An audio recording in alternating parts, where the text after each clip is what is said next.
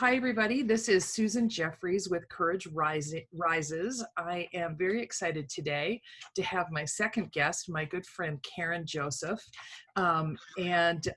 She's going to talk to us a little bit about courage and bravery in her life.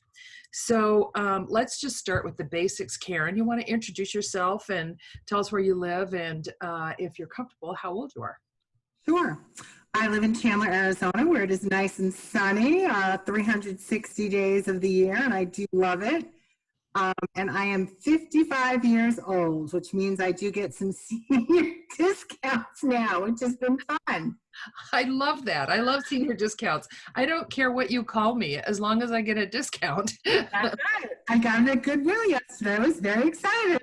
I didn't even know there was such a thing, but. Oh, that's so funny. So when I originally brought up the subject of courage and bravery, it seemed to resonate somewhat with you. Do you have specific instances in your life where you were courageous, or is it just kind of a way of living for you? Sure. Well, I think it probably goes back to my childhood, but the one thing that really sticks out in my head was when we moved from New York to Arizona, which was 14 years ago. And we didn't know anyone here in Arizona. And we just packed up, our family. We had 2 young kids at the time. Our children were 3 and 7. My husband left corporate America. So all of that security of having, a big fat paycheck and a nice job, he just was tired of that, couldn't take it anymore. So we said, you know what? I said, we need a change. So we came out to Arizona. My mom came with us, and it's quite a different life out here. I mean, we love it, but it took a year to 2 years to get used to it. And looking back on it, I can't believe we did it, because we loved all of the security that we had, back in New York, our friends, our family, just being familiar with the area, and then just picking up and moving out to Arizona. What did you find the most different? Was it just being in the West in general, or was it Arizona's climate and that sort of thing? Mostly the people, a very different way of living. It's much more laid back here in Arizona, which I really like. But I'm a loud New Yorker. And I think I really stood out, especially in the beginning, because, in New York, everything is fast paced, quick. And you move to Arizona and it's a much more slower lifestyle. And people are different. I find the work ethic to be extremely different. And the people are kind here. They're very, very, very kind. They're very nice. But I just find a little of the warmth missing. And it could be just because I had friends, since I was 10 years old. Mm-hmm. But I think it's just different here. It's just different. Like, I guess anywhere you would move, you would find differences. Yes, that's true. That's very true. I understand that slower kind of life. I lived in Australia for 2 years, and when I got there, so Karen, you're the loud New Yorker, I was the pushy Yank broad. Because I was used to moving like this, and they just did things on a different pace. Yes, very different, very different. But it took us a while, and I found my people by being out there and starting a business and starting lots of Facebook communities. And now, I'm quite happy, not going anywhere. So how did you decide on Arizona? And I mean, usually people don't make a big move like that unless things are really, untenable, right? Mm-hmm. Yes. Well, my husband left corporate America. I always wanted to leave New York. I felt like there's a whole big, country out there. And I just felt like I personally needed to leave to grow. I mean, I was a teacher back in New York, and then a stay-at-home mom, which I loved being home with my kids every day. But I was starting to lose myself a little bit. I didn't know in what ways, but looking back, and I always wanted sunshine and blue skies. He said, I'm not going to Florida, too buggy there, too humid. And most New Yorkers go down south. They go to North Carolina, they go to South Carolina, they go to Virginia, they go to Florida. Um, but he said to me, he goes, I hear Tempe, Arizona is a nice place to live. And I was like, Arizona? I mean, I'd never been here. I pictured it to look like the desert in Israel. I picture there to be camels here because Oh my goodness. There probably are somewhere. I had been to Israel years back, and I didn't know what to expect. You know, it's just. But we took a gamble, and it was a huge gamble. I mean, we sold our house, we got rid of our cars. Well, we actually did bring one car here, but it was just we gave up everything that was in our comfort zone. My husband and I both grew up in New York, so and our kids were born there, and it's just New Yorkers don't typically leave New York.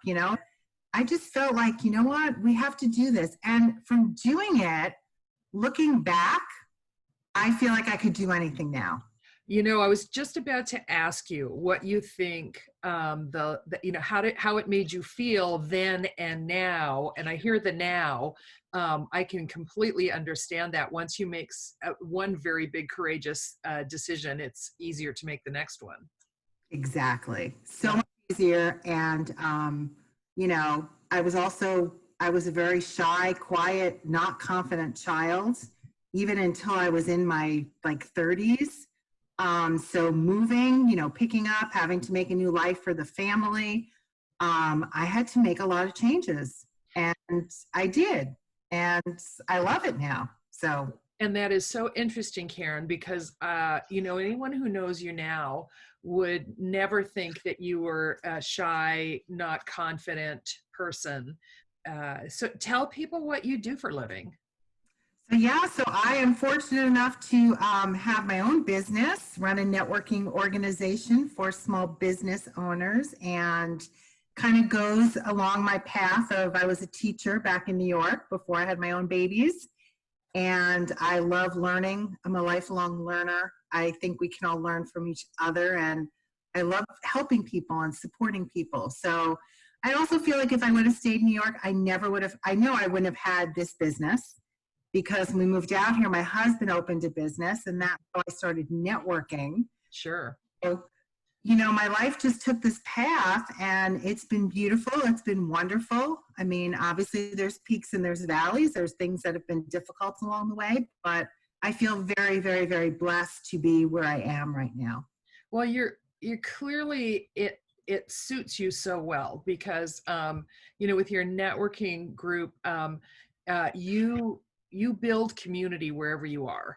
Tell folks about the kindness group that you started as well. Sure. Yeah, that's called Kindness Connectors. And that's another thing I'm passionate about, is just spreading kindness. And I feel like it has a great ripple effect. So the more people do, the more people see kindness, and the more acts of kindness they want to themselves do. And since I'm a community builder, it's easy for me to get people together to do these kindness activities. And it's always more fun when you do it with other people.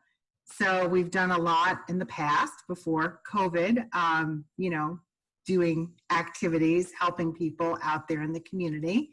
And now we're kind of, doing things from our homes, but we're still sending cards to people who, are having birthdays, or who need a pick-me-up, or who need a smile.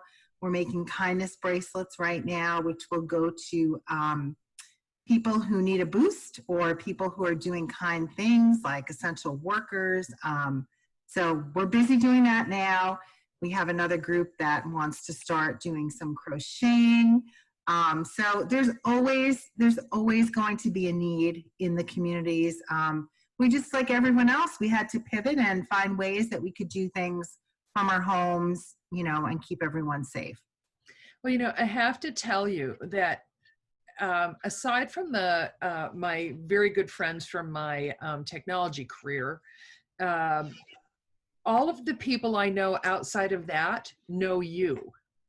And and That's I feel like you have brought together all of the people that make me happy in my life. I talked to somebody yesterday about social media marketing who knows you, Sandy DeMarco, and it's just like everybody in town and a lot of people that I know from out of town know Karen Joseph. And if you weren't putting yourself out there, if you hadn't, bravely put together all of these community building organizations, there are a lot of people I would not know.